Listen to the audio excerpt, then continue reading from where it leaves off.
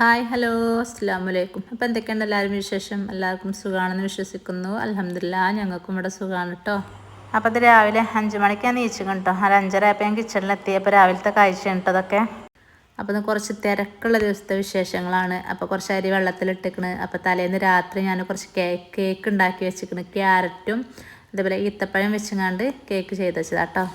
അപ്പോൾ നെയ്യപ്പത്തിനാണ് അരി വെള്ളത്തിലിട്ടത്. അപ്പോൾ ഇത് വൈകുന്നേരം ഉണ്ടാക്കാനാണ്. അപ്പോൾ നെയ്യപ്പത്തിൻ്റെ മാവിൻ്റെ റെസിപ്പി ഞാനൊരു വീഡിയോയിൽ കാണിച്ചതാണ്. എന്നാലും ഒന്നും കൂടി ഞാൻ കാണിച്ചു തരാം. അപ്പോൾ എല്ലാവരും ഒന്ന് വീഡിയോ സ്കിപ്പ് ചെയ്യാതെ മുഴുവനായിട്ട് കാണാം കേട്ടോ. ഇത് നമ്മളെ ചാനലിൽ ഓൾറെഡി ഒന്ന് ഇട്ടതാണ് നെയ്യപ്പത്തിൻ്റെ റെസിപ്പി. അപ്പം ആ റെസിപ്പി തന്നെയാണ് ഇതും. 1 കിലോ അരിക്ക് ഒരു 700 ഗ്രാം ശർക്കര വെച്ച് കാണാം കേട്ടോ. ഞാൻ ചില ശർക്കര മധുരം നല്ല മധുരം ഉണ്ടാവും, ചിലത് മധുരം കമ്മി ആയിക്കാരം. അപ്പോൾ ഇതൊക്കെ 2 ഗ്ലാസ് വെള്ളം ഒഴിക്കാം. അപ്പോൾ ഞാൻ 2 കിലോ അരി വെച്ചുകൊണ്ടാണ് ചെയ്യണത്. അങ്ങനെ 2 ഗ്ലാസ് വെള്ളമൊക്കെ വെച്ചുകൊണ്ട് നമുക്ക് മെൽറ്റ് ചെയ്യാൻ വെക്കാം. നമ്മൾ ശർക്കര മെൽറ്റായി ചൂടുള്ള തിളച്ച ശർക്കരയാണ് മാവൊക്കെ ഒഴിച്ചു കൊടുക്കുന്നത്. അപ്പോൾ ഇതിന് നമുക്ക് അരി അരച്ചെടുക്കണത് മെൽറ്റ് ആകുമ്പോഴത്തേന് നമുക്ക് അരി അരച്ചെടുക്കണം. അങ്ങനെ അരിയൊക്കെ വെള്ളത്തിലിട്ടുണ്ടല്ലോ. അപ്പോൾ അതൊക്കെ നല്ലോണം കഴുകിയിട്ട് നമുക്ക് ഊറ്റി വെക്കാം.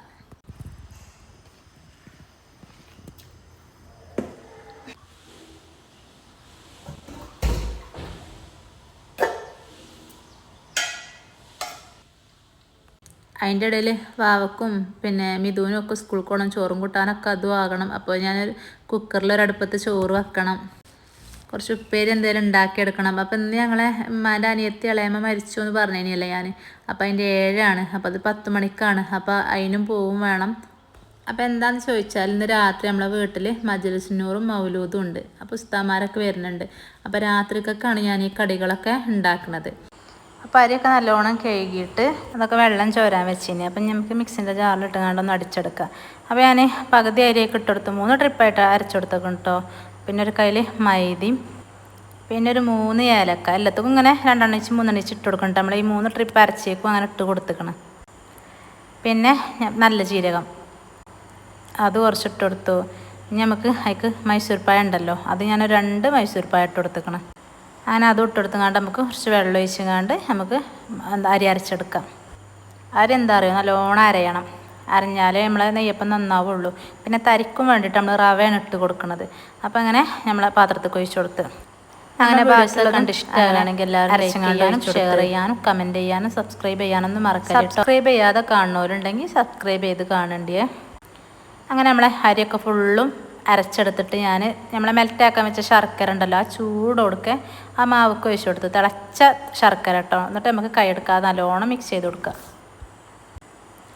അപ്പം ഇനി നമുക്കിതൊക്കെ റവ ചേർത്ത് കൊടുക്കണം. അപ്പോൾ ഈ ശർക്കര നമ്മളെ ചാനലിൽ ഓൾറെഡി ഇട്ട് കേട്ടോ, ആ റെസിപ്പി തന്നെയാണിത്.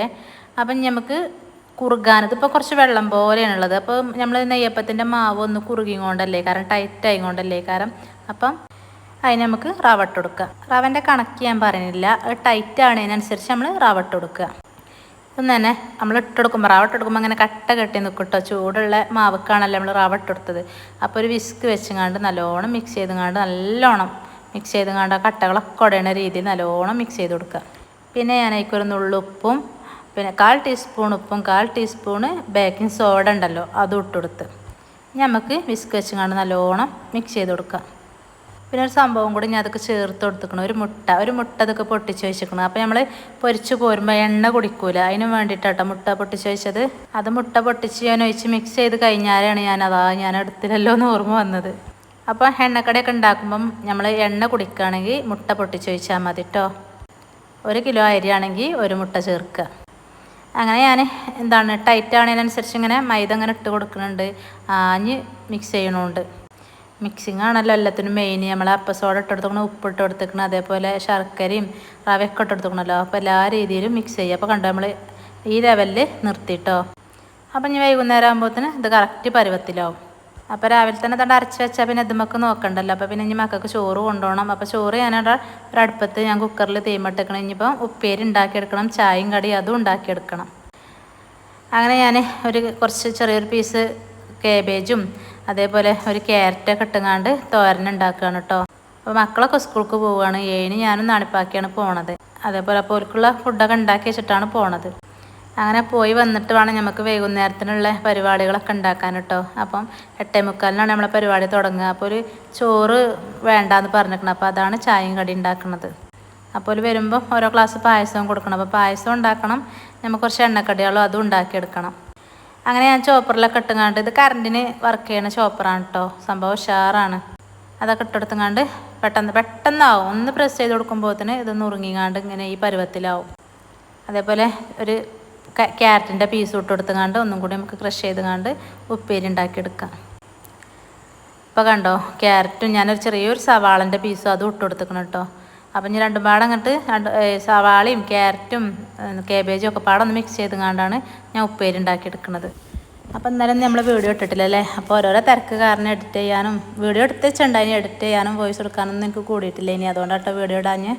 അപ്പോൾ കുറേ ആൾക്കാർ എന്താ വീഡിയോ ഇടാത്തതെന്ന് ഇങ്ങനെ ചോദിക്കുന്നുണ്ട്. അപ്പോൾ അത് ഉച്ച കഴിഞ്ഞിട്ടുള്ള കാഴ്ചയാണ് കേട്ടോ. അപ്പം മുത്തശ്ശി താത്തയും നാത്തുമാരൊക്കെ വന്നിക്കണ്. അപ്പോൾ ഞങ്ങൾ ആദ്യം ഞങ്ങൾ ചോറ് വെക്കുകയാണ്. അതിനകത്ത് തേങ്ങാച്ചോറ് വെക്കുന്നുണ്ട്, പുറത്ത് പായസം ഉണ്ടാക്കുന്നുണ്ട്, നെയ്യപ്പം ചുടുന്നുണ്ട്. അങ്ങനെ എന്തിനു പറയുന്നത്, ജഗ പുകയാണ് കേട്ടോ. അപ്പോൾ നമ്മളെ നെയ്യപ്പം കണ്ടോ, ഒരടുപ്പത്ത് ഇറച്ചിയും കുമ്പളങ്ങയും കറിയും വെച്ചേക്കണം കേട്ടോ. അപ്പോൾ എന്താ പറയുക, ഇവിടെ എല്ലാവരും നമ്മളെ ഫാമിലിയൊക്കെ കൂടണമല്ലോ. അപ്പോൾ രാത്രി എല്ലാവരും ഉണ്ടാവുമല്ലോ. അപ്പം കുറച്ച് തേങ്ങാച്ചോറും കുറച്ച് ഇറച്ചിയും കുമ്പളങ്ങയും കറി അതുണ്ടാക്കുക ഇറച്ചി ഉച്ചക്ക്. പിന്നെ അങ്ങനെ ഫുഡ് ഉണ്ടാക്കാത്തതല്ലേ. അപ്പോൾ കണ്ട നമ്മളെ തേങ്ങാച്ചോറ് വെള്ളമൊക്കെ വലിഞ്ഞ് സെറ്റായി വരുന്നുണ്ട് കേട്ടോ. അപ്പോൾ തേങ്ങാച്ചോറിൻ്റെ റെസിപ്പി ഒന്നും ഞാൻ എടുത്തിട്ടില്ല. നമ്മളെ നെയ്യപ്പത്തിൻ്റെ മാവിൻ്റെ റെസിപ്പി മാത്രമേ അതിൽ ഉൾപ്പെടുത്തിയിട്ടുള്ളൂ. ഞങ്ങൾ എന്താ പറയുക, എല്ലാവരും വരുമ്പോഴത്തേന് വേഗം ചോറും കൂട്ടാനൊക്കെ ആയാൽ പിന്നെ കടികളൊക്കെ ഉണ്ടാക്കി കഴിഞ്ഞാൽ നമുക്ക് കുറച്ചേരൊക്കെ വർത്താനം പറഞ്ഞിരിക്കാമല്ലോ. എല്ലാവരും ഉണ്ടാകുമ്പോഴല്ല അതിൻ്റെ ഒരു എന്താ പറയുക, എല്ലാവരും കൂടുമ്പോഴെല്ലാം സംസാരിക്കാനും ഒക്കെ ഉണ്ടാവുമല്ലോ നമുക്ക്. എന്തെങ്കിലും പരിപാടിയൊക്കെ ഉണ്ടാകുമ്പോഴല്ലേ എല്ലാവരും തമ്മിൽ കാണുള്ളൂ. അപ്പോൾ അങ്ങനെ മജ്‌ലിസ് നൂറുണ്ട് ഇറങ്ങാണ്ട് എല്ലാവരും വിളിച്ചിനി. അപ്പോൾ എല്ലാവരും എത്തിക്കണം കേട്ടോ. അപ്പം മജ്‌ലിസ് നൂറിന് വരുമല്ലോ ഉസ്താദുമാരും കുട്ടികളും പിന്നെ എല്ലാവരും വരും. അപ്പോൾ ഓൽക്കുള്ള വരുമ്പോൾ ഓരോ ഗ്ലാസ് പായസം കൊടുക്കാൻ വിചാരിച്ചുകൊണ്ട് നമ്മളെ അടപ്പായസം ഉണ്ടാക്കിക്കണേ. പിന്നെ നമ്മളെ നെയ്യപ്പട്ടോ കണ്ടോ, നെയ്യപ്പൊക്കെ ചുട്ട് റെഡിയാക്കി വെച്ചിക്കണേ. അതേപോലെ കുറച്ച് കലത്തപ്പം ഉണ്ടാക്കിയിരിക്കണം.